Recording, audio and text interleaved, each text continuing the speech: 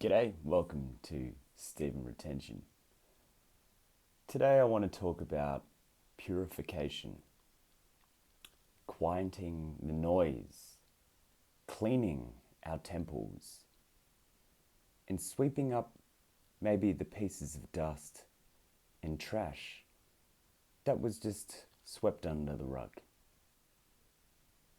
So, last night I actually had a conversation with someone and it was really interesting talking about just like getting into details as to, I guess, our sexuality, our infatuation in relationships, our desires, maybe fantasies and stuff like that that we've had. I'm talking to an adult here, so it's pretty natural to have mature conversations about this stuff if you trust this person, or also want to gain trust with this person as well. So it just made me think. I was kind of contemplating it on this morning, and I was like, let's just put this in perspective, okay? Let's talk about men's health, yeah?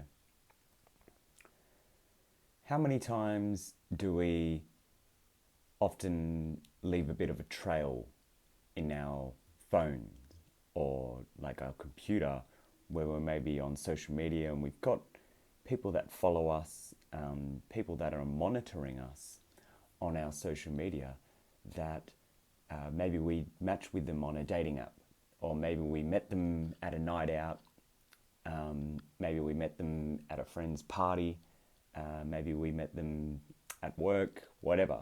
Just random people, yeah? Just people you don't interact with, people that add no value in your life, and people that kind of just linger around. The thing that I've realized and had to accept on my journey, not just related to semen retention, but just spirituality and maturity and self-realization, is that the fact that I am a musician by default, I am a public figure because I have to go out publicly and perform in order to earn money. Whereas, let's say I was an office worker or whatever, I could be very low key, hide in a cubicle my whole life, and no one could ever know about me.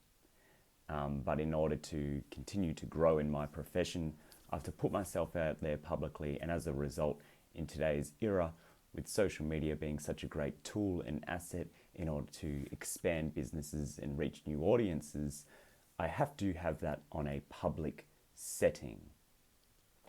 So what I've realized after this conversation with someone last night, I was like, I wonder how many times I've had conversations with people where I've said some things where people could literally use that as ammunition if they were ever to be upset with me or ever want to, ruin my reputation or something like that. The thing is that I never tell anyone anything that would actually ruin my reputation, because I have nothing that would ruin my reputation. I've done maybe some things that I regret, but there's nothing that would ever ruin my reputation. So I know some of you might be watching this being like, well, how's this related to semen retention? Look, I don't think this video is going to be a semen retention video. This is a video about spirituality. And on semen retention, it's an all-encompassing channel. So if you don't like it, let me know. But I'm going to continue on this story, okay? So I realized, and then I kind of went through my Instagram followers, and I was just like, man, this is some person that I met at someone's party. This is someone that I went to high school with. This is someone that I got a gig with one time. This is someone I went to a seminar and met. This is someone, and then just all these people that were on my Instagram, and I'm just like, I just cleared it out. I was just like, yep, no, I don't need to be known to having an association with this person. because obviously Instagram, you can see who follows each other and all that kind of stuff. And I'm like, I don't want an association with this person. And majority of these people that I don't want to be associated with, there's no real negative reason as to why I don't want to be associated with them. But the main reason is basically, I think we leave some things in our lives, um, like like the dust on the floor, or the spider that's in the corner of your room that's just been hanging there. But do we really know what these people are doing? Do we really know um, who they are, and why are they still in, like, potentially watching what we put out there? Most of these people don't even ever even interact, but they'll stay as your follower or your subscriber, and they will just continue to observe. And I've realized through for a long time, I've realized that, like, I'm just gonna have to deal with a lot of people that just, are potentially like stalking me online and stuff, and that's just a matter of, that's just, it is today's like day, like, but but yeah, like, so what I want you to go and kind of take from this video as far as some advice is, I want you to do a digital cleanup. I want you to audit your social media. I want you to go through your friends list and just delete. Just clean it up. It's no different to your house that needs to be cleaned. It's no different to the dishes that need to be cleaned. It's hygienic to clean your spaces. And in the year 2025, we occupy digital spaces, and there's a lot of filth in there. I am so ready. I just today I just like got my Snapchat and opened it, and I'm just like, there's one person on there that I'm friends with, and I'm like, yeah, maybe add me on Instagram instead or whatever. And I'm just like, okay, so that's it. And then that basically, they've got me on Instagram now, so it's all good. I deleted every friend on Snapchat, and then I deleted my account for good. I just like wiped it out. I'm like, that application is a toxic application, because I think majority of the people that actually interact with you on that are in terms of dating and relationships. I think they're in a relationship, but they use it as a kind of like wipe the slate clean kind of thing, and yeah, like it's very questionable, the people that frequent those applications. So I deleted Snapchat. I told you like a few videos ago how I like deleted all my dating apps and stuff. Yeah, and there's one girl that I've talked to that is, I actually kind of told her that I'm on semen retention and all that kind of stuff, and basically gave her the kind of thing, like as in like the whole idea behind it, the whole reasoning and all that kind of stuff. But I honestly can't take females seriously at all at the moment. Like, she was very, from the start, I think she was very much like kind of talking about how, she's a very like, sexually active, not active, she's got a high sex drive, is what she was saying. And yeah, like, I just kind of shut that down straight away. I was just like, yeah, cool, that's fine. So do I, but I actually doing this, and for me, semen retention allows me as a discipline, and you get these cliche responses. Every girl gives you the exact same kind of response when you tell them on semen retention, especially if you do like a year or 6 months. They're like, how do you even do that? I could never bring myself to do that. It's like, yeah, because let's be honest, women in today's age, majority of women, like 99.999% of women and men, do not have discipline. They are Kumas. They don't have long-term gratification instilled into them. They have no self-inquiry. They have no meditation. They have no mediation of making decisions. You know, they don't know how to choose the right path versus just be pushed along the wrong path with their animalistic urges and manipulations from, corporations, for example.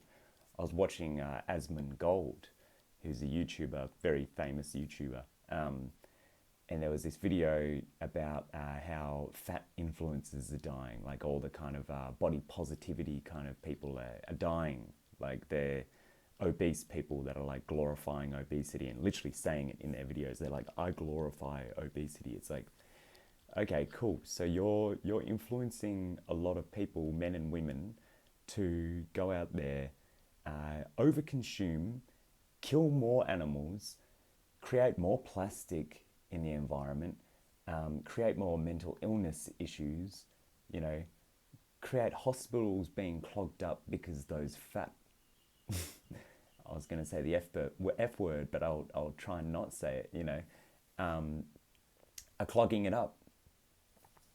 Consumers and coomers are the same thing.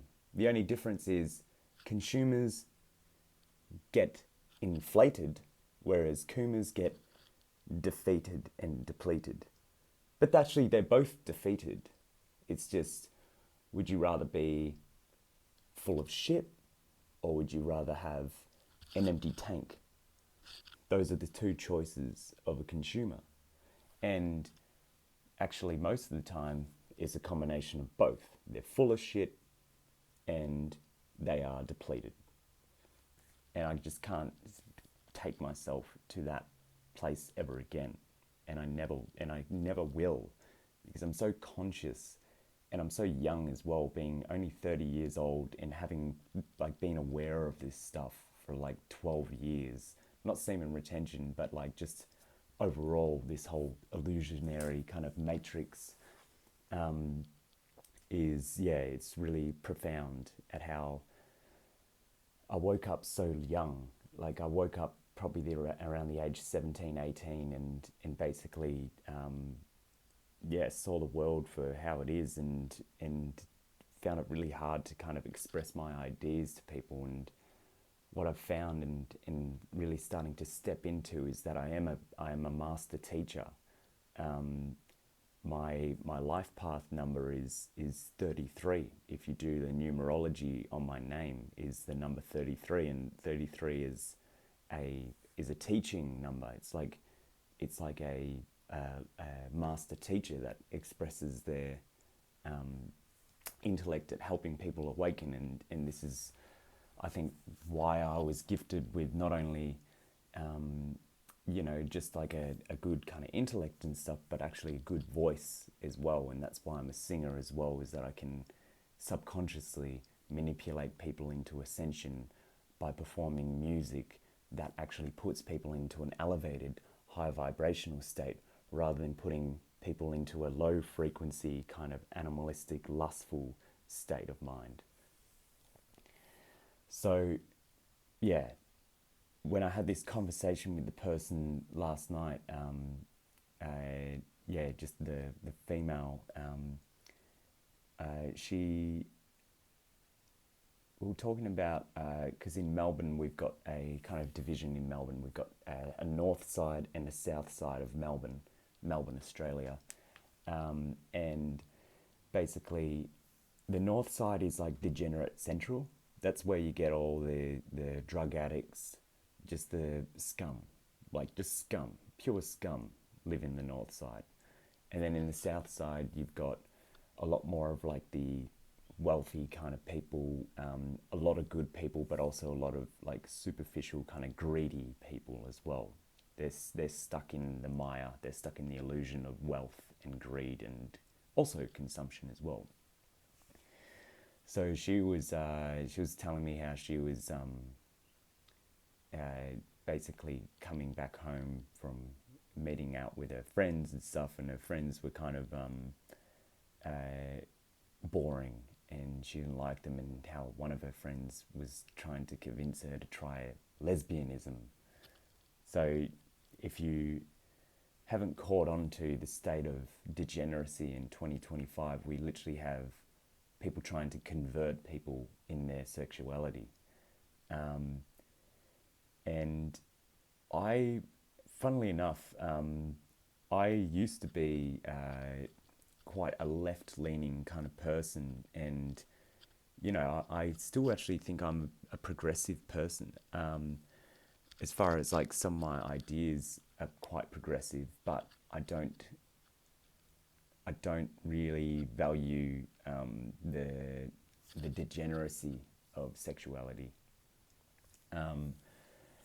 Yeah, stuff like homosexuality, I have no understanding of, because I haven't lived it. I've got a gay uncle, but I don't, like, there's not much for me to understand about it. I can't understand it because I haven't lived it. I can't empathize with things that I haven't experienced.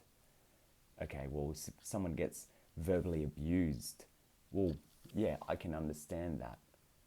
But if someone gets, a feeling about being attracted to a man and they just love being attracted to a man, I can't relate to that. So that's what I just don't understand about people that push their own kind of sexuality onto other people. I reckon being a renunciate and a celibate and a person that practices semen retention or brahmacharya, you aren't pushing anything on anyone. You are going inwards. You are creating space for other people. You are not imposing anything on people. Like, all you have to do is be yourself and live as an example. In the previous video, chapter 1 of the Brahmacharya book, they talk about the practical man, being the practical man, the man that leads by example. He shows his vigor, he shows his strength, he shows his endurance, his intellect, just by doing it.